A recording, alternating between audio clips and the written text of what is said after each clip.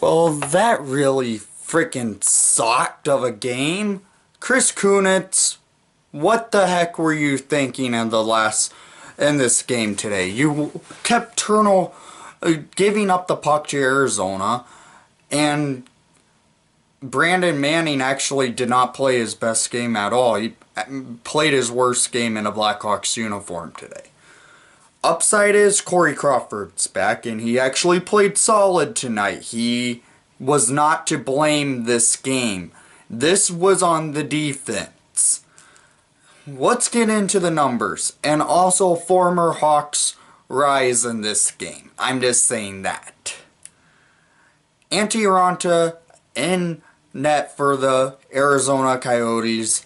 His numbers are still undefeated in the United Center in his career. He's lost in overtime in the UC with the Blackhawks, but he's undefeated other than that in the UC. He hasn't lost a single game in the United Center in his NHL career. He hasn't lost one in regulation, what I'm saying. And the Coyotes won today, 4-1 over the Hawks. Well, first goal of the game for Arizona, Lawson Clouts, assist from Keller and Osterley, former Hawk in that got a point. Yeah, this was a 2-on-1. Crawford had no chance to making the stop. This was just one of those quick plays that led up to a goal. Can't blame Crow on any of these goals. Second period, the Hawks tied it with Eric Gustafsson, assist by Taze and DeBrincat. After they tied it, I thought the Hawks could have at least kept it tied and maybe go into overtime, but no. Arizona and their defense killed us, meaning Nicholas Jarmerson had a ton of shot blocks, and he did. I wish we never traded away Hammer. I still wish he was still a Blackhawk. The Stan Bowman giving up Hammer for nothing was just a terrible trade in the first one. Okay, to take the lead, Vinny Hinostroza, who we traded in the Marian Hossa trade to give up the contract to Arizona, scored to make it 2-1 in the second period, basically 2 minutes after the Hawks tied it. And the assist went to Oliver Ekman-Larsson and Jason Demers. Third period, the Coyotes has played the trap the last period of the game. Their defense has showed up to end the game by playing the trap. Clayton Keller scored with 14:22 in the third, basically ending the game. It was 3-1 at that point, and Chris Kunitz turned over the puck, and you cannot blame Crawford on any of these goals. As I said, the first goal, can't blame Crow on. Second goal, can't blame Crow on because there was too many men up front of Crawford. Crow had no chance to getting in a chance to saving that. And the third goal was a breakaway. It's hard to, when it's a breakaway, especially to Clayton Keller, who has speed and can actually dangle pretty well, you don't know what you're going to get with Keller. Crawford, it can't blame Crow on it. And the fourth goal of the game, again, Vinny Hinostroza on the empty net with 17:40 left in the game. Assist to Cousins, and I'm not even going to go ahead and say their assist because it was just an empty net. How do you let a team who scored 3 goals in 5 games come into your stadium and score 4 goals and you can't even get it close. That can't happen. I know Arizona is one of the fastest teams in the NHL and has one of the best defenses, but you're playing a team that only had 3 goals going into this game, and now they have 7 because they put up a 4 spot on you tonight. Shots on goal, Arizona 31, Chicago 33. No, 34. They updated it. Hawks had 2 power plays. Doesn't mean anything. The Hawks suck on the power plays so far this year. They are I believe now the worst team in the NHL on the power play. Arizona moved up, I believe, to the 3rd team on the penalty kill. Was only 2 penalties all game, and they both came to Arizona. Takeaways, I swear Arizona had more than just 8. From what I counted up a total of at least 12 from what I saw.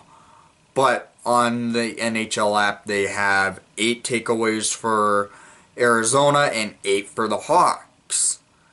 Giveaways, the Hawks gave up 6, it says, and Arizona gave up 5. Face-off numbers, it was a split down the middle, 50% each.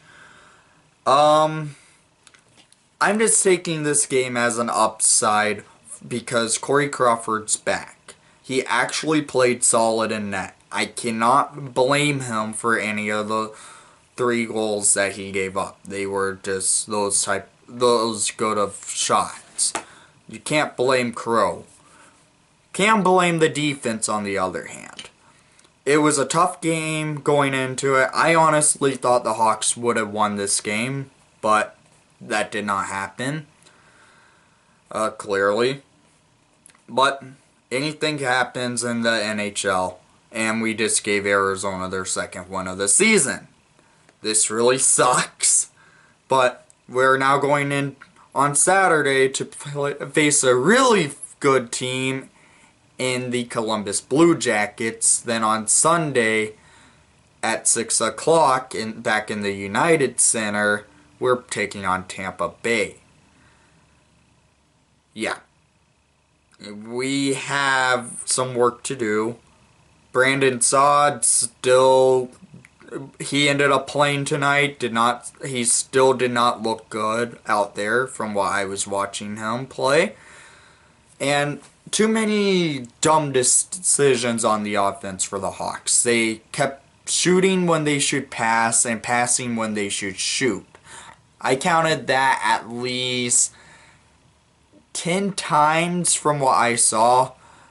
Schmaltzy, you need to start taking some shots because you were having great chances to get a shot on net, but you kept looking for Patrick Kane by passing. That doesn't work all the time. Take the shot. Man, this game was frustrating to watch. But I'm just looking at this as the upside that Corey Crawford's back in net. He most likely will be in net on Saturday, but still don't know at this moment. It could be Cam Ward. We honestly don't know at this moment. There's 2 days till the next game. But Hawks need to work on some defense, clearly. And with Crow being back, it should give the Hawks a boost of momentum, but it didn't because they did not score. There's so many things I could take from this game and be angry about because it was a frustrating game. I honestly thought Arizona was playing the trap in this game at the end the last period of the game. It was just that frustrating to watch. I miss most of these ex-Blackhawks are on Arizona and Vinny Hinostroza, I was upset when we traded him. Nicholas Jarmerson in his first game back to Chicago was tonight, and great tribute video by the Hawks as usual, especially for Nicholas Jarmerson for a great career in Chicago, being with the team for 10 years, winning us 3 cups, being the best defensive defenseman on that team for the time being in Chicago. Antti Ranta just being still undefeated in the United Center baffles me. But anything happens in the NHL. A goalie can be hot in any stadium, and Ranta's hot in the United Center, it seems like. Well, please leave a comment down below what your thoughts were with what wrong with the Hawks during this game, and thank you for watching the broadcast. I know you did not enjoy the outcome, but most of all, let's go Hawks, and Corey Crawford's back.